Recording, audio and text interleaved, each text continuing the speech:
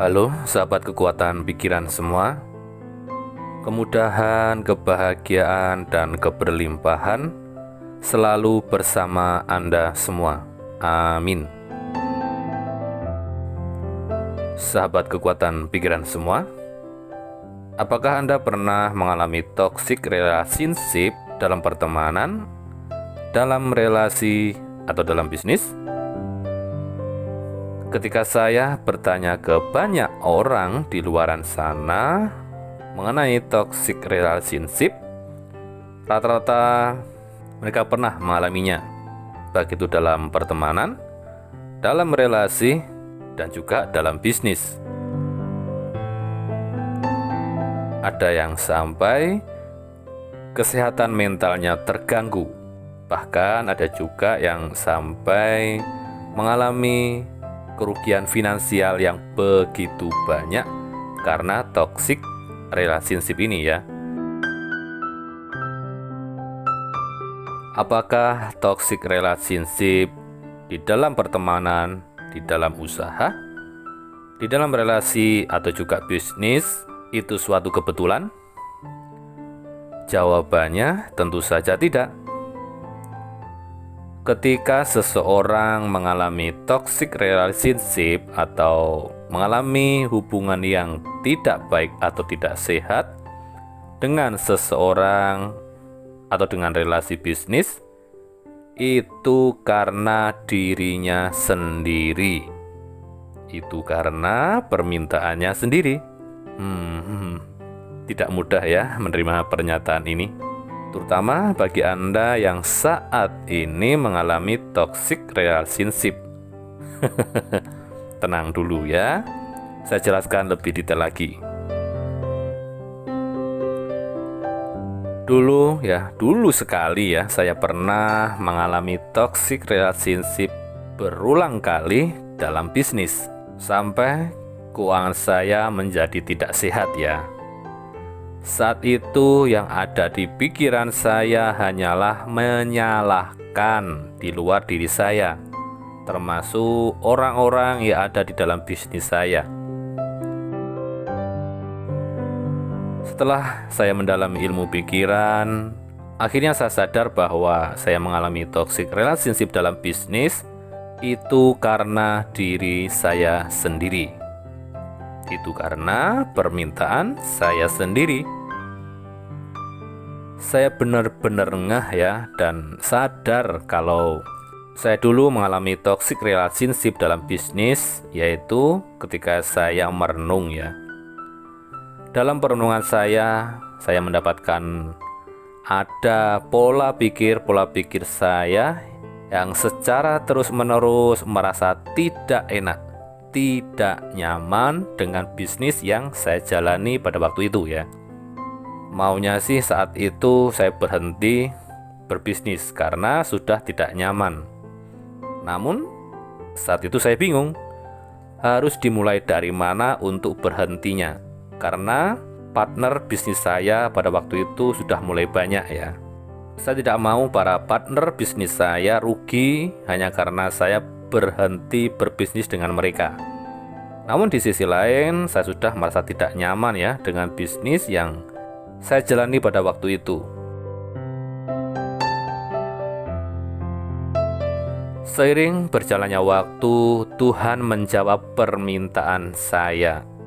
Tuhan menjawab kemauan saya, yaitu saya mengalami toxic relationship dalam bisnis, hingga bisnis saya bubar ya. Pada saat mengalami toxic relationship, ya saya berpikir tidak baik ya dengan apa yang terjadi. Sampai saya menyalahkan partner bisnis saya.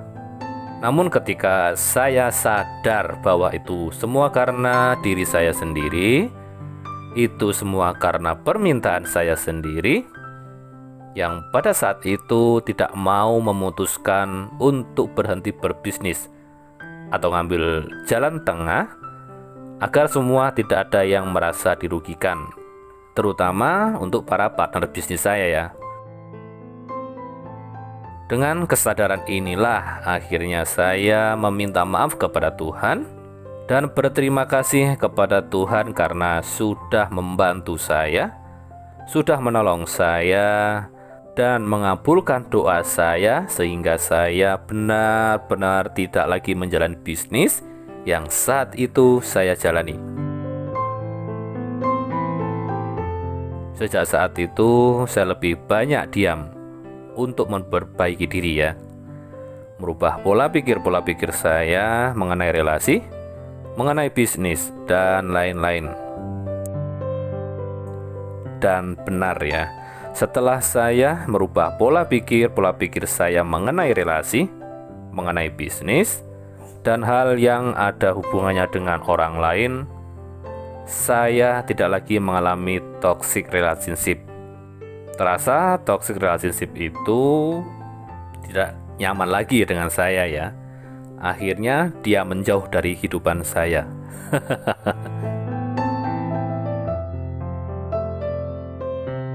Nah, ini terbukti lagi ada beberapa klien mengalami toxic relationship dalam pertemanan dan dalam bisnis. Setelah mereka merubah pola pikirnya mengenai teman, mengenai relasi, dan mengenai bisnisnya, sekarang mereka sudah tidak lagi mengalami toxic relationship ya. Bahkan sekitar 7 bulan yang lalu ada salah satu klien bercerita sering mengalami toxic relationship dalam bisnis. Membangun sebuah bisnis, setelah terbangun bisnisnya, beliau mengalami toxic relationship. Membangun bisnis lagi, setelah bisnisnya terbangun, beliau mengalami toxic relationship. Begitu seterusnya. Ini berulang sekitar 7 tahun lamanya ya. Namun setelah beliau merubah semua pola pikirnya mengenai relasi, mengenai bisnis, beliau sekarang tidak lagi mengalami toxic relationship di dalam bisnisnya ya.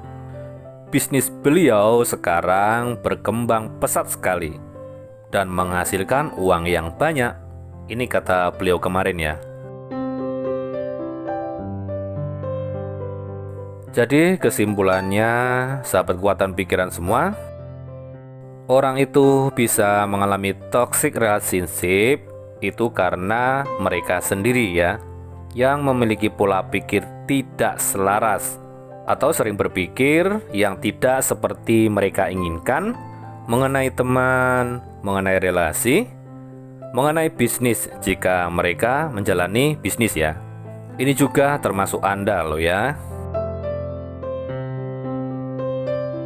Terus caranya agar tidak mengalami toxic relationship, baik itu dalam pertemanan, dalam relasi, atau dalam bisnis, adalah selalu berpikir baik mengenai teman, mengenai relasi, dan mengenai bisnis ya.